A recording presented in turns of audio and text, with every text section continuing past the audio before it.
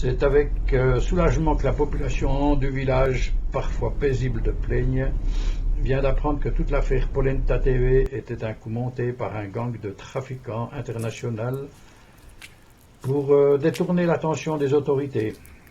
Dans le jargon des gens du milieu, on appelle cela un leurre, c'est-à-dire attirer l'attention des enquêteurs sur une mauvaise piste.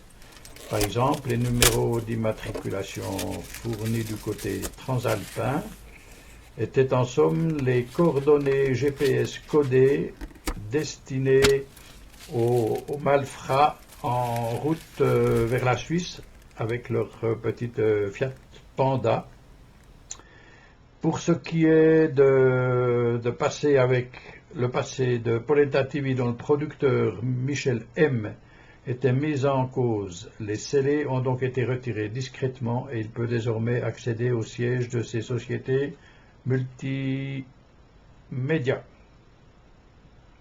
Il est très soulagé, mais néanmoins traumatisé par cette vilaine affaire.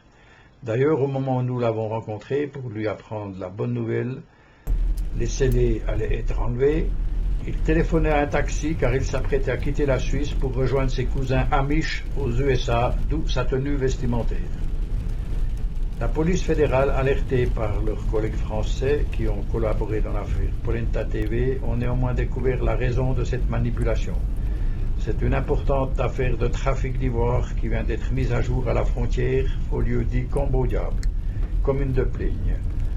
Lieu lugubre où les gens de la commune ne s'y aventurent jamais, même pas les chasseurs qui pourtant sont armés, eh bien ils ne s'y rendent pas. En effet, une grotte préhistorique vient d'être découverte par des pillards internationaux et des centaines de défenses de Hellemouth y sont entreposées.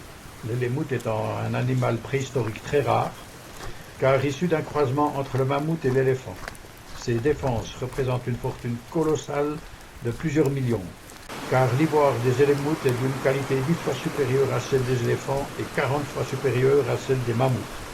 On ne connaît pas la raison de cette accumulation de défenses à cet endroit, longtemps resté secret, et qui a toujours suscité la crainte, ne serait-ce que par le nom de Combo-Diable. Nous avons profité du mauvais temps pour tenter une approche des lieux qui sont surveillés par des gens en armes affiliés au gang des trafiquants. Sur le chemin menant au site en question, il apparaît ici et là déjà des ossements à fleur du sol.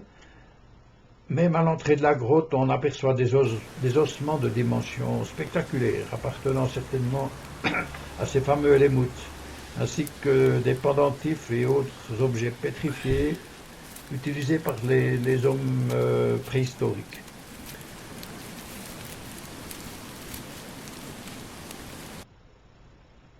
Les restes d'os qui apparaissent dans la grotte, et même ici on voit des ossements qui sont à même le sol au début de cette toute nouvelle grotte qui a été découverte donc ces derniers temps. Ce sont des os qui ne sont pas du tout d'animaux de nos régions, donc en tout cas pour le moment. Donc on voit par exemple ici comme une espèce d'huître ou un animal marin. Ici, on a des genres d'amulettes ou de pendentifs qui datent de la préhistoire, donc utilisés probablement par les habitants de cette grotte. De nouveau, des ossements qui restent, je pense, depuis des milliers d'années, qui proviennent certainement donc de cet animal issu du croisement entre l'éléphant et le mammouth. Dans le fond de la grotte, qui est très très profonde, avec une ouverture à peine utilisée par l'être humain, on appelle ça aussi des fossiles et des pétrifications.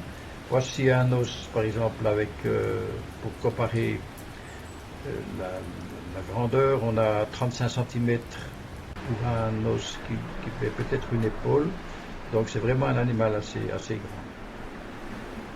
Donc ce trafic est surveillé actuellement par des drones qui sont actuellement en mission sur le secteur et une équipe de la BRIL, Brigade d'intervention locale, emmenée par son chef Florian Chetla, est sur pied de guerre, ainsi que la BIR, Brigade d'intervention rapide du producteur Michel M. À bientôt, Poche Bobin.